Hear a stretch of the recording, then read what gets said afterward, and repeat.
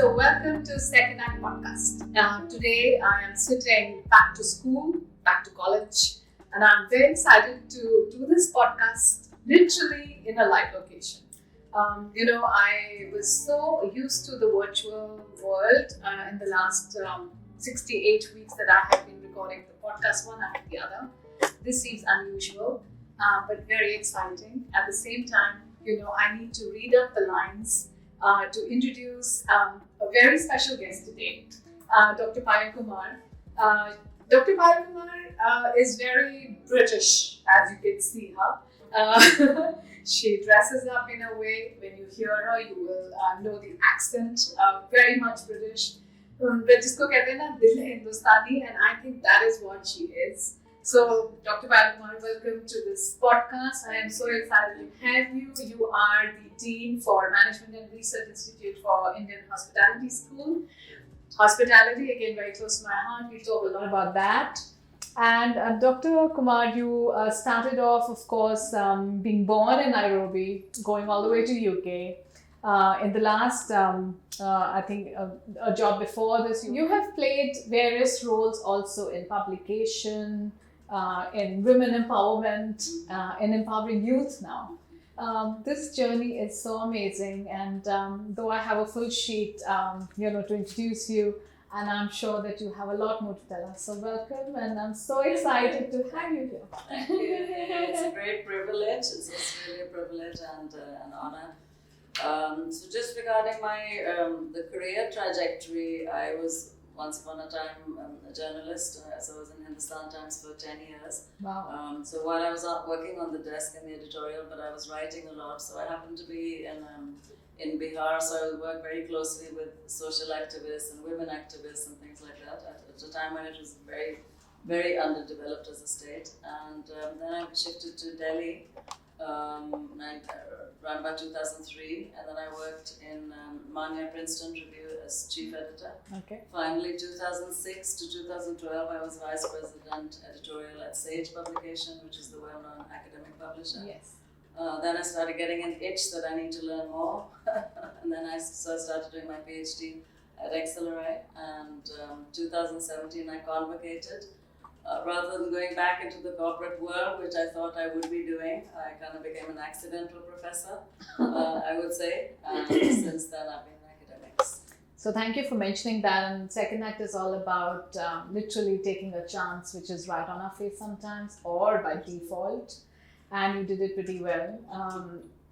You are very unlike a dean. I mean, when you walk in, people say, "Oh my goodness, the dean has come." When you start talking to you, you are a melted professor. You're just so warm. You're so cuddly. You're so loving. And the difference between UK to Bihar to now here, how are you that person? I mean, I'm really wanting to know. I'm very, very curious. Yeah, so born in Zambia, then we went to Fiji. My father was a doctor who loved international travel, dragged us all over. By the time I was 18, we traveled to 25 countries.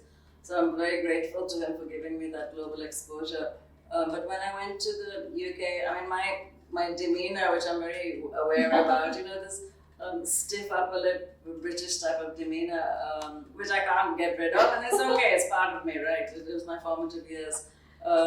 So all my schooling and university education was in the UK, and I came to India in 1992 because I'd fallen in love with the country. Absolutely fallen in love. I never lived here. I used to come here every December to visit relatives. So probably had a very romantic vision of India, but I knew that this was going to be my home. And so I've been here ever since. Yeah, it is difficult to adjust.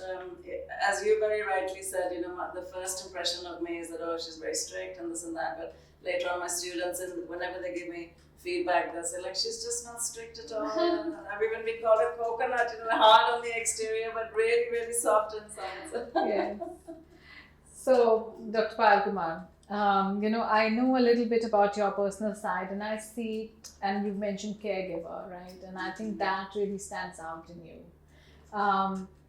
As a woman, you think that comes naturally, or is it that something that, you just like got on because you were given those responsibilities, and how did that shape up? So I think, since I've lived in the West and in the East, there is a stark difference, in societal expectations of women, isn't it? Absolutely. You've also been abroad. Yes.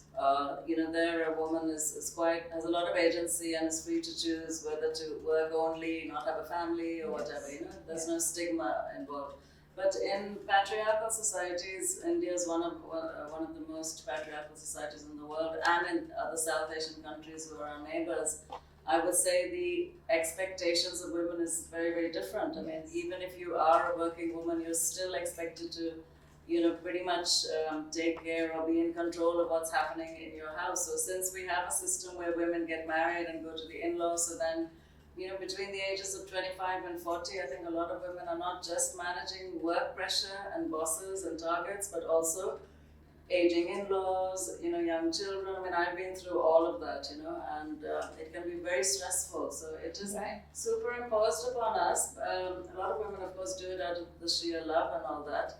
But, I find a lot of women are so critical. They set such high standards for themselves, and if they're not being the perfect wife, perfect mother, and perfect employee, and how do you manage all that? At times we do make mistakes, and I think that's okay, isn't it? Absolutely, and I know that whenever I've spoken to you, you always talk about learnings from your mistakes. I think that's such an important topic of learning from our mistakes, and I want you to tell us a little bit more, because I know a little bit about you, but I think people who are seeing us, hearing us, what did you do really from life lessons, and how has that shaped you as a person today? So you've touched on with something that I really want to talk about, because we go throughout life and a lot of us do make mistakes, and it's very natural, and hopefully we bounce back up again, dust ourselves and move on, which is called resilience. But if somebody's able to learn from your mistake, how wonderful it is. So I think as a student, I would say the first mistake I made was underestimating myself. So in England, you end up with the 12th standard equivalent is A levels. I did 3 A levels and I got 3 A grades. Since I was not expecting 3 A grades, I didn't apply for Oxford and Cambridge University, which I would have got into, right? But then I applied, I got into Lancaster University to do law. And, so now when I counsel children, a lot of students keep coming to me and we have talks and my own kids, and I'll always say, aim for the stars. Aim really high. You may think, okay, I'm only capable of going to B grade college or a B grade job, but aim for A and also aim for C. A, B, and C. Have a backup as well. But always aim higher. Shoot for the stars. But do you think that comes from underestimation? Do you think the peer, our society, people around us also play a role in that? So underestimation, especially I do a lot of gender research. So research has shown that, women do tend to underestimate themselves. Like, for example, even when they have had a few jobs, they don't negotiate as good a salary as men around the world. And I'm talking of even female doctors and lawyers, maybe we do slightly underestimate ourselves, or maybe not think that we're worth that much in terms of monetary value. So I don't know. I think that's social conditioning. And we have to uncondition ourselves, surely. Today I can go and do a very good negotiation, right, for whatever I think I'm worth in the market. But I couldn't do that when I was a 25-year-old. And Dr. Kumar has written a white paper on why women do not seek a higher position, or what stops us from our own growth, and I want to talk a little bit more about that now. So you're absolutely right. So this was a project sponsored by Wiki and also my Indian School of Hospitality. So we looked at why there's not enough women coming up in the hospitality sector in terms of leadership positions. So there's a lot of reasons. There are socialization, the structural issues, like the employer could be very paternalistic and say, okay, maybe this is not a woman's role, so there's lots of factors. But one factor definitely is women themselves, like maybe, so what I discovered in hospitality is that if you really want to get up the ladder, hierarchical ladder, you need to be able to relocate, you need to travel, you need to move out, this is one segment that really requires that. So, and if you don't, then don't ask for promotion. It's as simple as that. You've got to meet the male colleagues shoulder to shoulder. So, for example, when I was in media, in the print media, where a lot of the work happens overnight, because all the news keeps coming into the newsroom. Now, if you don't do the night shift, which is the major shift which brings out the morning paper that you read, then you're not taking that challenge on, So you can't go say, I'll only do the morning shift, but then I need a promotion, it doesn't work that way. You've got to kind of make your own road and take up the challenges on an equal basis. I think you've got me thinking now, because I remember that, when I was heading loyalty for Hyatt, I went up to my boss and I said, I really want to try to be a GM. And the first question he asked me was, will you be okay to get located to, let's say, a Raipur? And not that these are places which are like way and beyond, this is a city. But even that got me thinking, am I okay to go to a dharamshala or, a location which is right outside Delhi without my family, my kids were still studying, and am I ready to do? And the answer was no. Like you said, that's okay. It's individual choices. Yes. I've also been through decades in which I would search, when I do a job search, let's say I have 3 offers, I would look at which is geographically located near my house so I can get back to my kids faster, right? To get their homework done.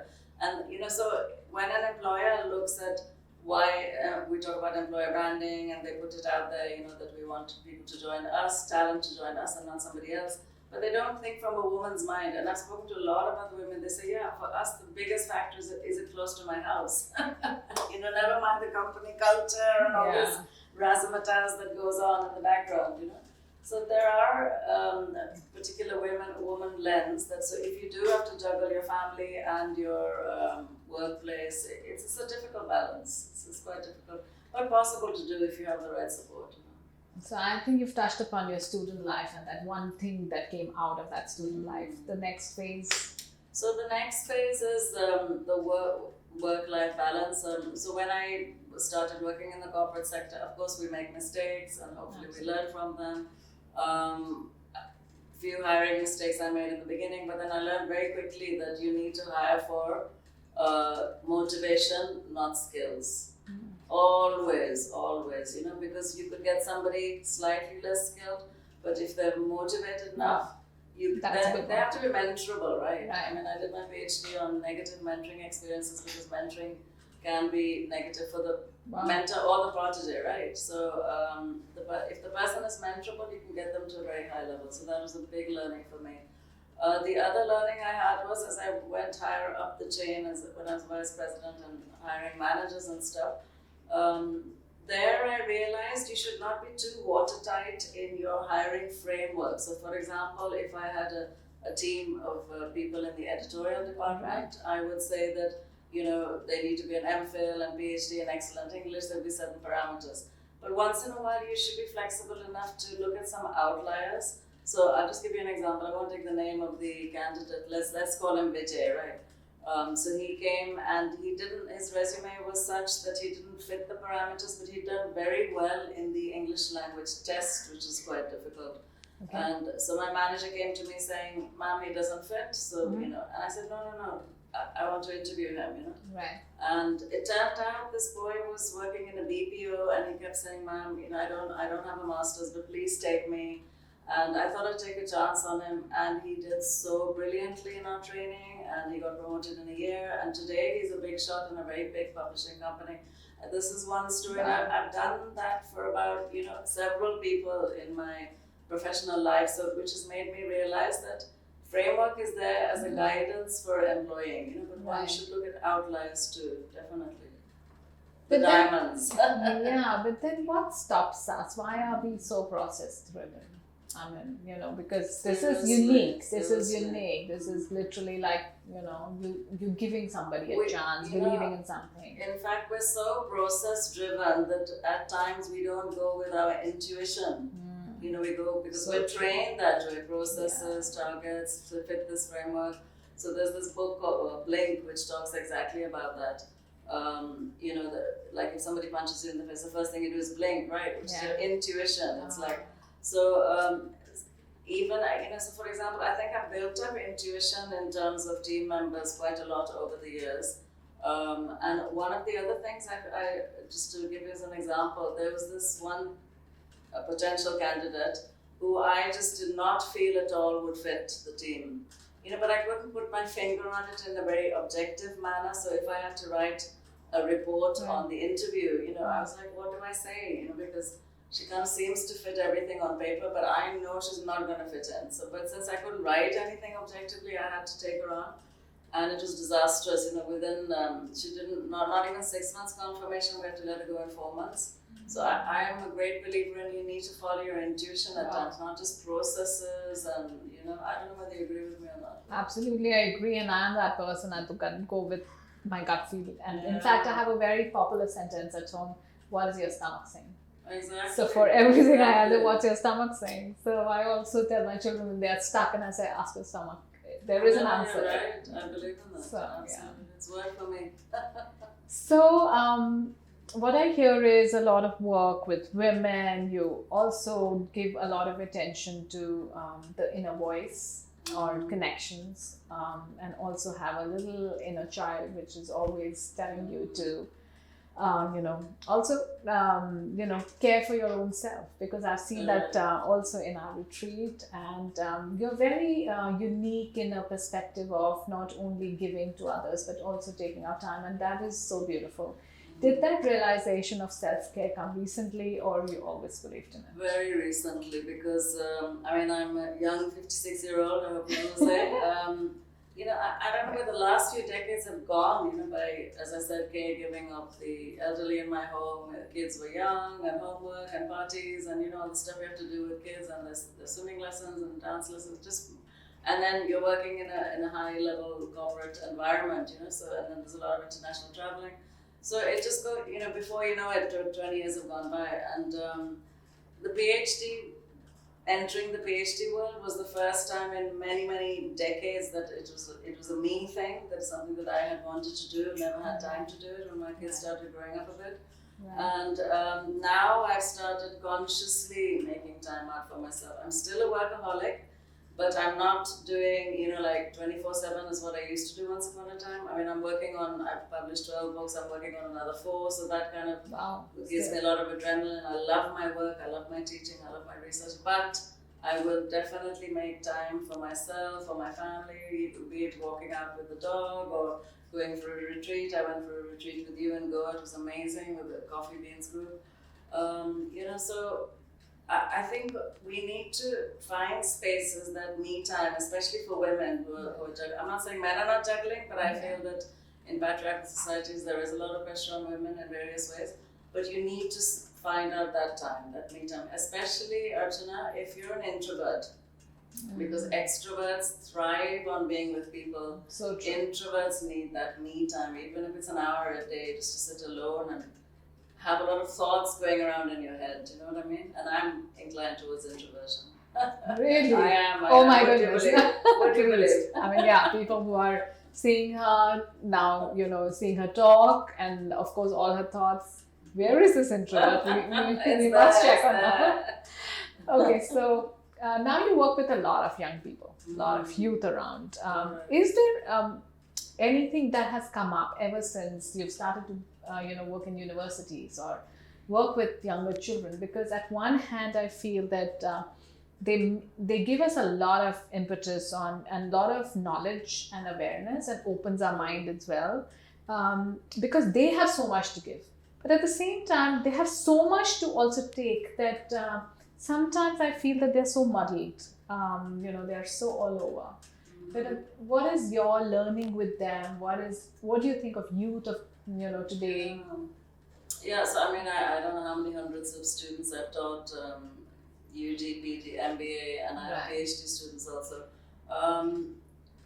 So it breaks my heart, and I've seen this so many times when somebody does, say 4 or 5 years engineering, and because they've been pushed into it by peers are doing it, or the parents expected to do it, and then they realize this is not for them, then they do another 2-3 years banking preparation or something completely different. So 8 years just goes by, and I see it again and again, and I find it heartbreaking, And honestly speaking, Archana, I feel, and I tell whoever I meet very strongly, follow your heart, When it comes to studies and job, follow your heart. Because job, don't forget, you're going to be doing probably for many years. Studies also you'll be doing for many years, right? So I started my LLB at Lancaster University, didn't like it, passed it, but then I switched completely to something that I wanted to learn about, which was world religions. And I have 2 degrees in religious studies, can you believe? Which is not really something that job oriented or anything like that, you know. And yet here I am. I'm a dean, so it didn't, hinder me in any way, I would imagine, right? So that's like I always tell youngsters, follow your heart when it comes to studies.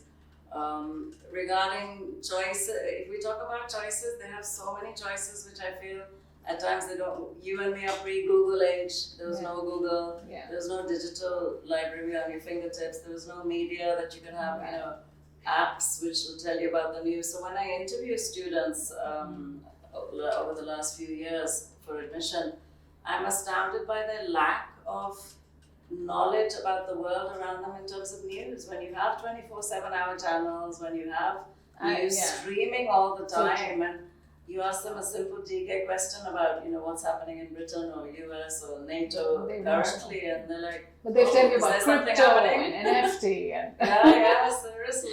They'll tell you what's the latest on Insta, and it's like they'll tell you all about Bitcoin now. Yeah, I know what you mean. Yes, but at the same time, I think when you're working with them, I'm sure that there is a learning that comes out for you yourself. Absolutely. So, what has that been for you? Yeah, you're absolutely right. Digitally, they're very well connected, possibly more than you and I. I've learned a lot from my own children, I would say. My daughter, she's a 28-year-old now, a young adult. I've learned a lot from her. My son is 24. And they think differently. But one thing that I have learned, which I really like, and that is that I don't see them having friends in any particular kind of, regional or caste or group. Do you know what I mean? Like friends are across the board.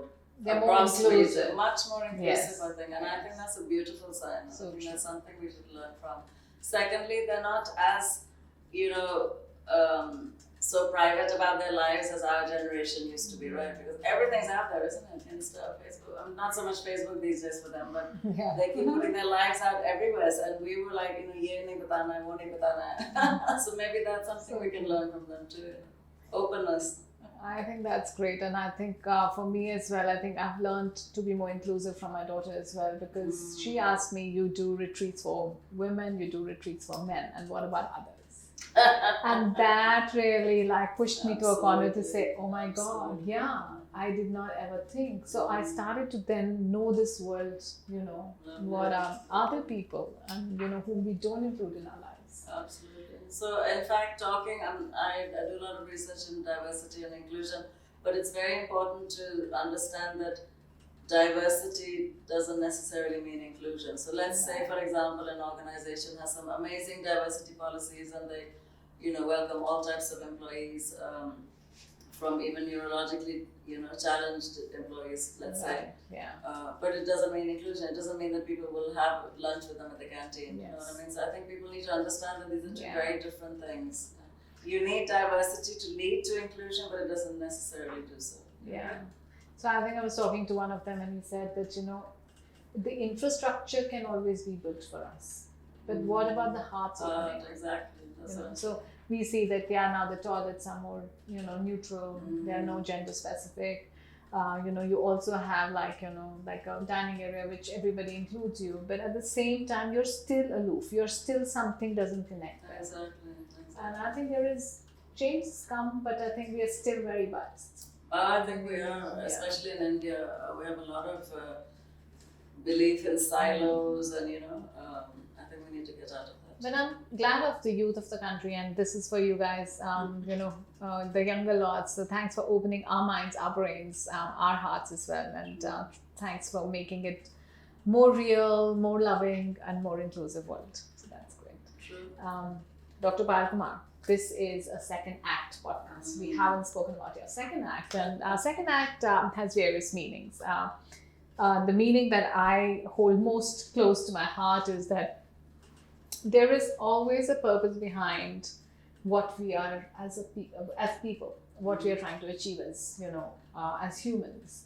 And sometimes we just forget that purpose or don't pay enough attention to that purpose of life, purpose of being, purpose of ourselves. And through SecondAct podcast, this is the real intention of bringing in your learning or your second act, which can help somebody else get inspired for their story. Sometimes a conversation, a book, something that we hear or say, or just about some motivational talk changes our life, right? And it comes from a story of real people. So second act is all about that. And so what is your second act? So I think, first of all, again, I want to thank you for this platform, because I think just recently in Academy of Management Learning and Education, AMLE, there's a beautiful research paper where they're saying that leaders should talk in narratives. They should actually tell their stories, right? And I think it's very important. So I might have given a few instances here and there, but even if it helps one person out there, I'm really happy. Yes. Second act kind of reminds me of the very famous book by Simone de Beauvoir, which is The Second Sex. Okay. We read it a generation ago. I hope young women today are reading it, because it's a timeless book, and it tells you about how women are conditioned from childhood to almost be like an appendage of men, right? And men are also conditioned that way. Yeah. I mean, I think we moved a lot as we have in our lives, but there's still a lot more to go in terms. I still can't believe that we're talking about gender pay equity in this age. You do the same work, you're skilled, so of course you get the same pay. Surely it's a given. But yeah, my own personal second act. It's difficult to say. So if we look at the four stages of life according to Hinduism, so we have, it's kind of fictionally divided. Say a man lives 100 years, a man or a woman lives 100 years. First 25 years you're a student, the next 25 years you're the housemaker. So I explained that the household can be a very, very stressful time when you're working, plus taxes, plus children, plus elderly. So I think I'm kind of now moving into the third phase, where it's a little bit more me time, a little bit more time for reflection, a little bit more time for thinking about things beyond family, because the whole world is a family. So I have linked up together with some amazing professors around the world. I'm in a lovely group which is called Management and Spirituality and Religion. Wow. So I'm in the executive committee over there. Oh. Lovely group of professors who believe that we need to teach our students about ethics and spirituality. Spirituality is basically what? It's not religion, but it's about the belief that we're all interconnected, right? And we're also interconnected with the divine. Nice. So I'm kind of pushing my thoughts. I've even written a few things, written a few articles in that line. So I get the feeling that that's going to be my second act. I'm moving in that direction. So beautiful. And I think there's lots in the next one, which is coming as well. Mm-hmm. May you live 100 plus years and keep inspiring. So that's great. So I want to have some rapid fire questions with you. Oh, nothing embarrassing. It's all about your second act. So it's okay. It is something else that you discover about yourself today, who knows, so through these questions also, so every conversation we find out a little bit more about us, don't we? So it's, I want to ask you quick questions. The movie that stands out for you? The Piano. Oh, lovely. I don't know if you've seen it. I've seen it. Beautiful love story. Beautiful. I beg, it's not The Piano, it's Piano, right? It's just yeah, piano. It's the piano. Okay. You've written so many, you've published so many books. How about writing? How about writing? So I've done 12 academic books, that's the point. They're a little bit boring academic books. Yeah. Working on another 4 with various professors around the world. One of them is on asynchronistic and synchronistic teaching. But the book that I've written, which is very dear to me, is Asian mentoring, because that's the first time I've done this with Professor Pawan Budwara, who's the Dean of Aston University. Oh, and I love this because a lot of the handbooks earlier were about the Western models of mentoring, but we've taken chapters from Pakistan, Bangladesh, India, Thailand, so I hold that book very dear.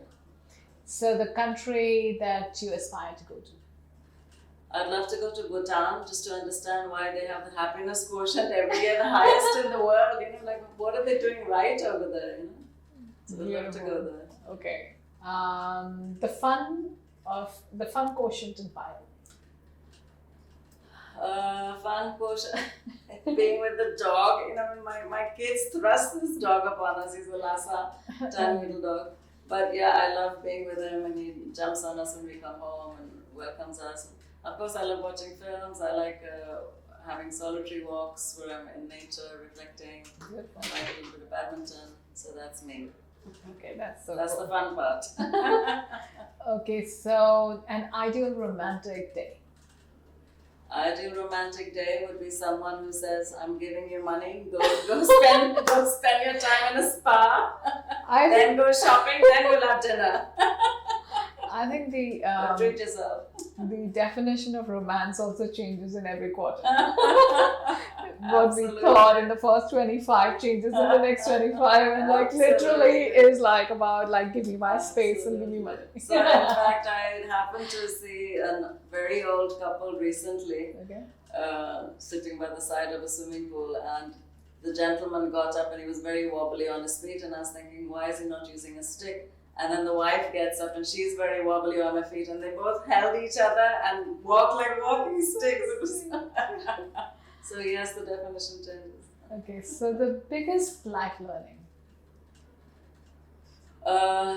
It's okay to swim against the tide. Oh, I've done it throughout my life. Everybody has said, don't do this, Payal, don't do that. Don't go from England to India in 1992. At that time, nobody was swimming in that direction. Of course, now many people are coming back to India. But I've always been a heart person, followed my heart. You get people who follow the head all the time or heart. It could be right or wrong depending on the context. But I think that it's okay to swim against the tide. Beautiful. One thing that you will like to tell women of today. Be heard. Be heard, especially in the boardroom. I mean, I made the mistake like many young women probably make. In the boardroom, there's a lot of, talk and counter talks, and everybody trying to pitch their ideas and then cut down the other person's ideas. So you tend to be quiet. Don't be quiet. You've got to be out there. You've got to be in it. You've got to ask questions, and often try and be the first person to ask the question, which will get a whole load of conversations going. You can direct conversations, but you've got to be heard. You would have heard the concept of mansplaining, which is when men condescendingly tell you something about which you very well know about. You may be an expert in that field. But there's another thing that happens, especially in boardroom meetings, is where women are kind of shouted down. They're not heard. They're trying to say something, but the male voices could be louder. I've been in that situation many times, and I've seen other women in corporate. We've discussed this, and they said, "Yeah, we face this." But I make sure I even put my hand up. Wow. I wave my hand around until I'm heard. Once these two very senior C-suite leaders were having this back and forth with each other and a very heated argument, and I kept trying to say something, and I tried for 10 minutes, and they were just not even looking in my direction, never mind hearing me. And I just put my hand up and kept waving it, and then finally they looked at me and I said, "Didn't you hear me?" And they said, "No, actually we didn't hear you." I said, "Well, hear me now. My point is..." That's rare. That's very It's rare. got to be I have to done. tell It's you. got to be done. Okay, the last one then. No, I think last two ones. Okay.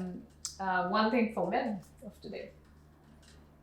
I had to catch you somewhere. You got me on this one. Be equal partners with your female partner, with your female life That's a partner. good one. I think that's so important. Yeah. I mean, we cannot carry on like this as we are in India. I'm not saying it happens with everybody, but with a lot of families that the woman takes care of the family and working and whatever. It's too much. Be equal partners in everything and be encouraging. You'll have a happy life. Yeah, thanks for that. And my last question to you is that since you're an ardent fan of learning for life, what's your next learning going to be? No, I don't know, but I'm just very open to learning. I'm a sponge. I can learn from my driver, my maid, my kids. It doesn't have to be somebody above you in terms of learning. As long as you're open to, some people have very high learning orientations. So with me is I don't leave jobs. I leave an industry, if I feel I'm not learning. So education is now my fourth industry. So I've been through journalism, I've been through study abroad, I've been through book publishing, and this is my fourth. So I don't know what I'm going to learn, but I'm extremely open to it. So it's up to the divine. So here was Dr. Payal Kumar. She is definitely somebody who inspired us through this conversation. There was so much that came out for me personally, and it also gave me a lot of hope that you don't get bored in life as long as you're ready to learn. So thank you so much. Thank you for this wonderful podcast and being on my second act. May you see many, many more second acts so that we can have another conversation, because this was not enough, I have to tell you. This was just like, a drop in the ocean to This was the chicken soup. Yeah. Absolutely. So thank you everyone for listening and hearing, and thank you for joining us at this show. Fabulous. Thank you so much for having me. I really enjoyed it. It was cool.